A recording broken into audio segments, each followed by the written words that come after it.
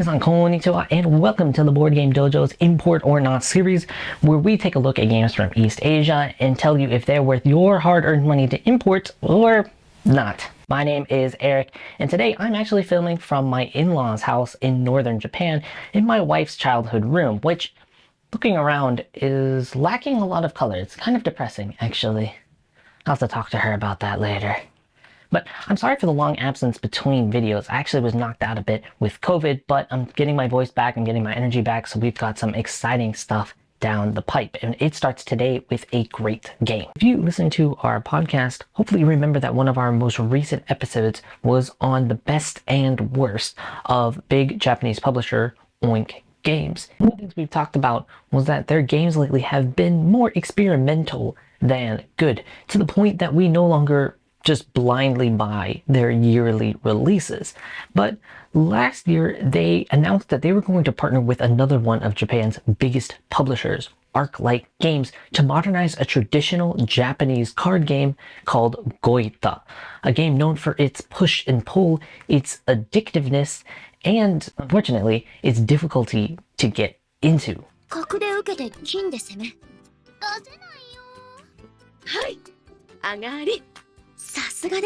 This new game is called Tiger and Dragon, and take a look at this beautiful box. This game sold out in 10 minutes at the game market last fall, and after almost a year of delays, the reprint has finally come out. During that time, sales were going for 3 times its original sales price, and people were buying it because the reviews were so good. And now we finally have our own copy. Before we get into the heart of the video, I want to explain that unlike Oink's other games, this game doesn't have any English in it. So we are going to take the time to teach it to you. So this video will be broken down. Hopefully I'll get the chapters and timestamps working below so that you can skip forward to the part that you want. If you want to learn how to play the game, stick around. It'll be the next part of the video. But if you just want to skip ahead to the review so you can hear what we think of it before maybe ordering it, I won't be hurt if you skip that part. And one more thing, if there are other games that you want us to translate for you that are in Japanese and you want us to do a video on how to play it, just leave a comment down below or message us on Twitter or Instagram. I read and try to respond to everything that you write. So without further ado, let's get into it. Hello everybody, and welcome to my wife's childhood bedroom floor, which is now the lowest point of our YouTube channel. Today we are going to learn how to play the game Tiger and Dragon, published by Arclight Games and Oink Games in 2021. This game is all about action and reaction, attack and defense. It is influenced by the game Goita, a game that uses either cards or tiles similar to the game Shogi. So upon opening this gorgeous box, we'll see the rulebook, we'll see the player cards, player boards, okay, which have these punched out things. This is how we're going to keep score later throughout the game. These are what we call the battlefield cards. And then the real pull of these games, these beautiful numbered tiles. I should flip this one over. Heck yeah. To set up, put out these point chips, which are the ones that have the fist on it. Everyone will take a player board that has 10 open slots here on the bottom for these chips that'll later just get put right in there. Choose a battlefield card. For the first game, it is recommended to choose the one that looks like this. This is the easiest one, so it's recommended for the first game. And then turn the rest of the tiles upside down and put them in the middle. For the purpose of this how to play video, we're just going to look at these 2 player boards here and the battlefield card up on top. Now, the point of the game is to accrue points by completing the objectives on these battlefield cards. The battlefield cards will change every game, and there's too many to go over here, but most of them include some variation of win the game with the final tile being these numbers. So for example, for this one, if you win the game with the 7 or an 8, you'll get 4 points in this bonus, but I'll explain the bonus later. If you win on a 4, 5, and 6, you get less points, and if you get 2 or 3, you get less points. If you win the game with the 1, you get 10 points, and if you win with one of these tiles, which I'll explain later, you get 1 point but no bonus at all. So I'm going to put this aside for right now, and I'll explain how to do this later. Each player will take the number of tiles for that player count. For a 3-player game, each player will take 11. So here are my 11 tiles here in front of my player board. Now I am also the start player, which is what this marker designates, so I have to take one more. Now you're ready to begin the game. The game is incredibly simple. The top row here is called the attacking row, and the bottom row is called the receiving row. Starting from the first player, they'll attack by placing a number tile face up in front of them. So the first player will play on the fire card. The next person in clockwise order can place a tile in their receiving row that is the same number. So let's pretend that this is the next player in clockwise order. This would be the receiving row. They can choose to play to accept that, receive it. And so they have a 7 in their hand, so they'll play that.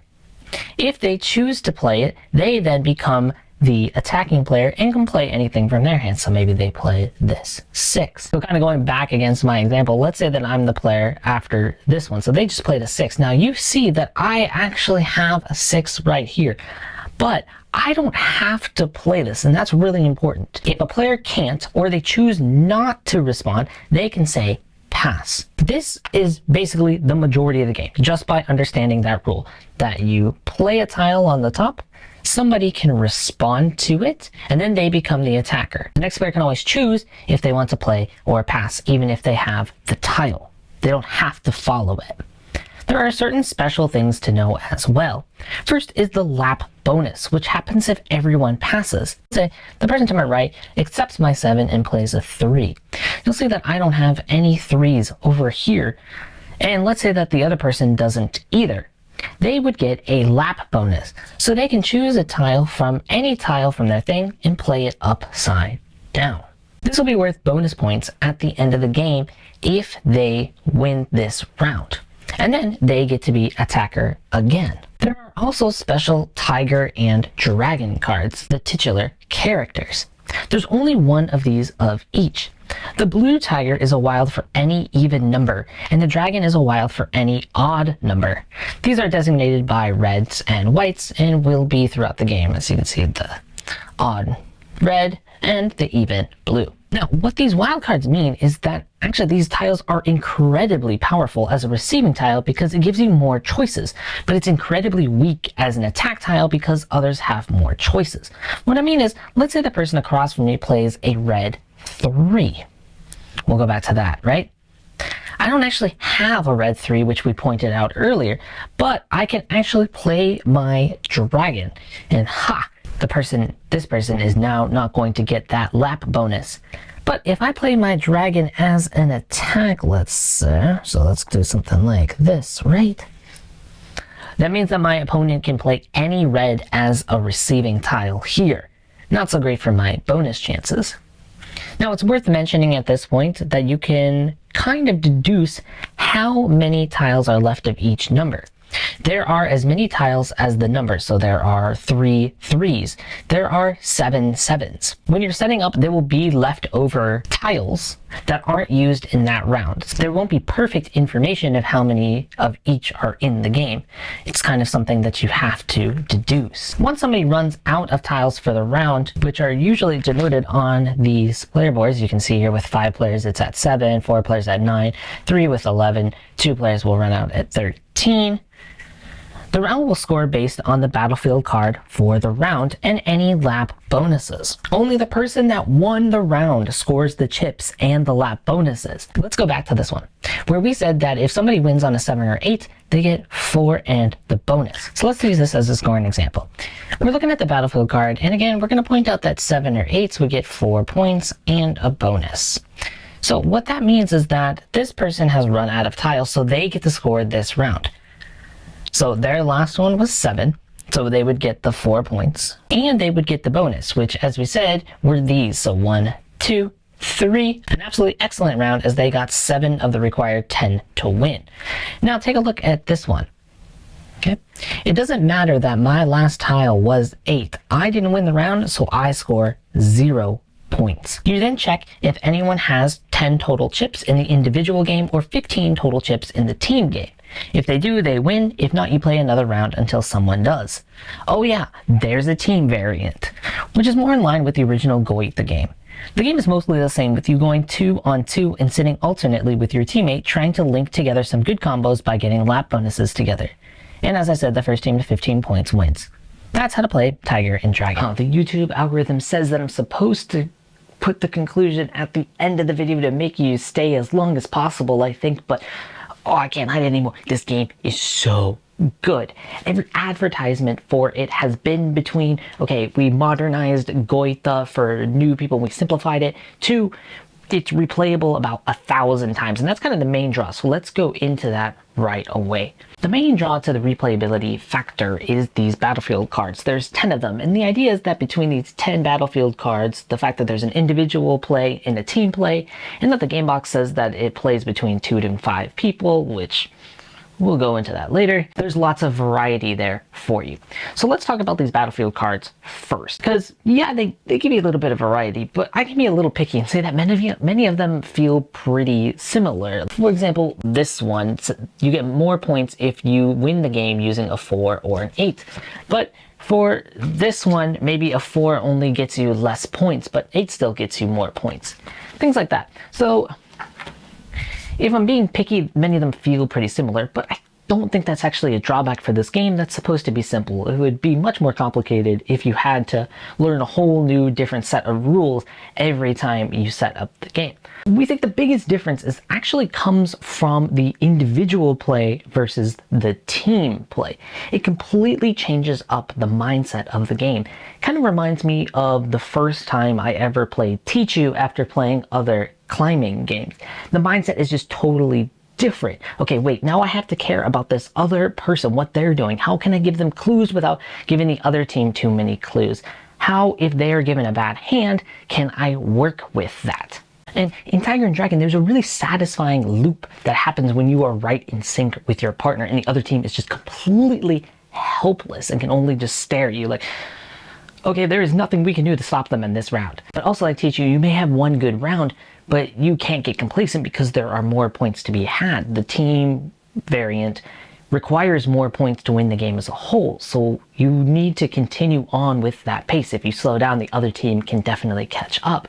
And I think this comparison to Teach You is actually pretty apt here, because Tiger and Dragon really doesn't feel like a board game. It feels like a card game. I actually, throughout writing the review for this, constantly thought about Rummikub. You know, that game that's kind of in everybody's parents' closet from way back when. And actually, I think Rummikub is the best comparison I have to Tiger and Dragon.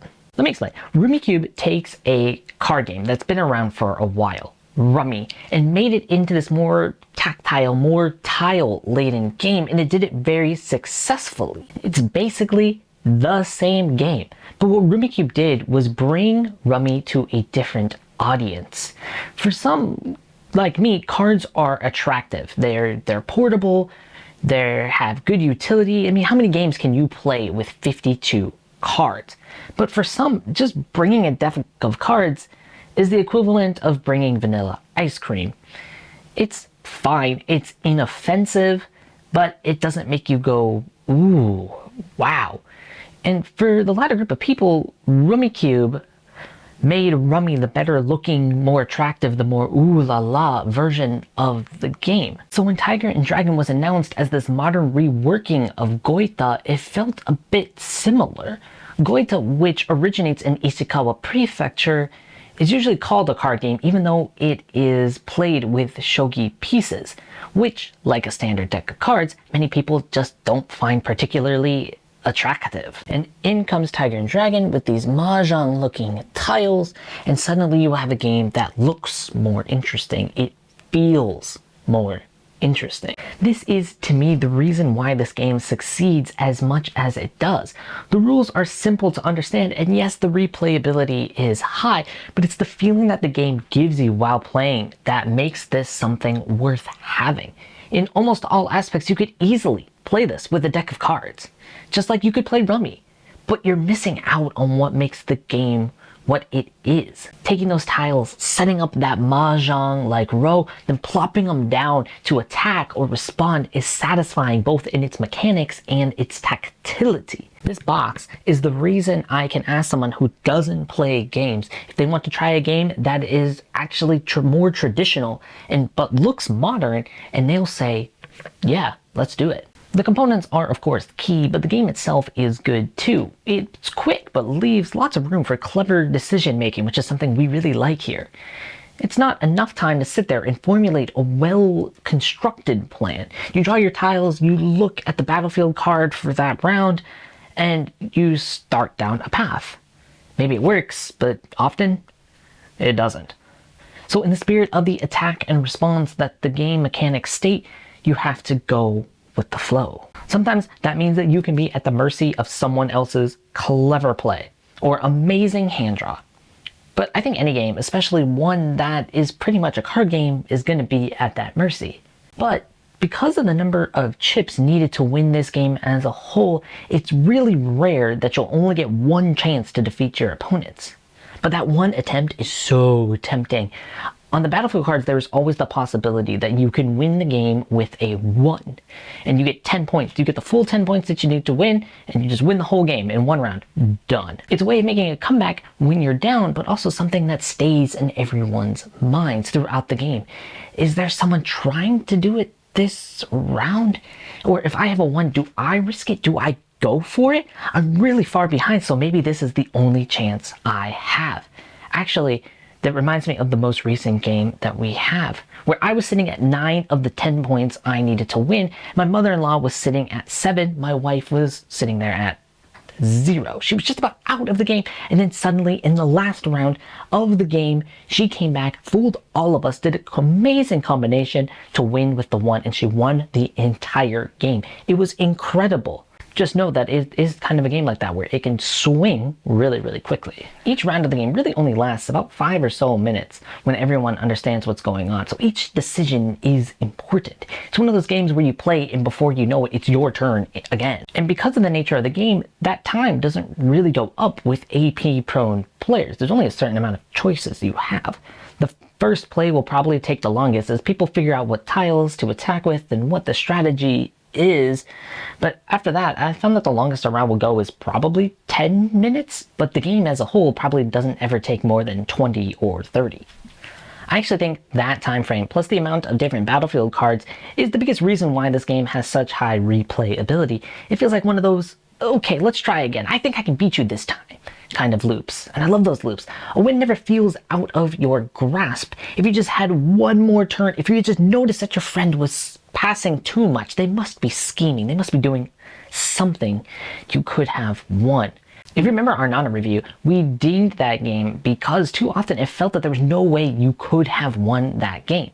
Sure, it was short, but it would often leave a sour taste in your mouth as you sat there pretty much helpless. This one is short, and you always feel like there's something you could do. There's never really an empty turn where you feel like you're going against the game state. You're always somewhat in control of your own destiny. And if there's nothing you can do on your turn, you're probably watching someone else make a great turn that you can just admire. There's always something going on. This game is definitely in the upper tiers of Oink Games and Arclight Games offerings. I'm not sure if I'd put it in the S tier yet, with games like Insider or Startups or A Fake Artist Goes to New York, but through earlier plays, I think it might be. But that isn't to say that there aren't negatives with this game. First off, since I'm talking to you in English, my audience is clearly English speaking. Right now, at the time of recording, there is no published English rulebook. There is nowhere to find an English guide, an English translation to anything. It's not particularly a huge negative because the main audience is Japanese people, especially ones who are interested in playing a simpler version of Goita. But it is certainly a ding against it, as I talk to people I assume, most of whom don't speak any Japanese. And that's why we taught the rules earlier in the video, and I think between that and just seeing one of the battlefield cards, you're probably going to be okay, especially because most of them are pretty similar to each other. Which reminds me that there was a couple people that mentioned that they didn't like that the battlefield cards, which always were chosen randomly at the beginning of the game, they can often feel very samey. Okay, this game we want 6. box, and maybe next game we want 3. Most of us saw that more as a positive. It keeps the game simple, it keeps the game flowing for new players and experienced players, but I can definitely see how some people might read about the promise of thousands of games thanks to these variations of Battleground cards as a bit misleading, since you're mostly doing the same thing every game. And the final downside is that the box says 2 to 5, but we actually cannot recommend this game at 2. For us, 3 and 5 were really good, and 4 was its absolute sweet spot. But anywhere 3, 4, and 5, we had fun with all of those pretty consistently. So before we end, we of course have to talk a little bit about logistics. How can you get the game, and how much is it going to cost? It is quickly sold out again, but you can still find copies at Amazon Japan for a not so scalpy price at the moment. With import fees to the US, it's going to cost you somewhere in the region of 60 to 70 US dollars. And it retails for about 30 US dollars here in Japan, but right now it's going for more like 35, 40 as stock is running out. Is it worth it? Personally, we really think so. In the short time we've had it, we've already gotten a lot of enjoyment out of it with multiple groups of people. It's a rare blend of a game that feels so thinky, but also is just luck-based enough to be welcoming to new players. And it looks great. It goes back to Rummikub, where the question is how many people who had no interest in the card game Rummy have played it since they saw the look of Rummikub and played with that. This will get you into Goita, a game that I don't think many people from the West or even Japan have gotten into before. Because of its simplicity of rules, high replayability, great aesthetic and components, and the ability to play with just about anyone, it's going to get 2 stars from us, which means we see it as an essential in your collection. It doesn't get the perfect 3 stars because of the lack of English translation, the stock and the prices being completely inconsistent. You never know day to day if they're going to have any stock of it, or at least how much those prices are going to be, and 2 being pretty meh. But if anything we said sounds even remotely interesting to you, we definitely recommend this to you. Part of when Michelin gives 3 stars to something is that anybody can go into it realistically, and that's kind of why we can't give this one 3 stars right now. If they were to publish an English rulebook, make the stock and the prices more consistent that anybody can order it if they want it, then maybe it'll move up into that 3 echelon. But it is still a game that we think that if you have any passing interest in, it is absolutely worth the import. It's a great game that isn't going to leave our collection anytime soon. And if this is any indication of where Oink and Arclight are going, we can't wait to see what they release next. Thank you so much for joining us today. Until next time, ありがとうございました。さようなら。はい、じゃあ、最初は8。最初から 8？ はい、パス。一番多いからね。パスです。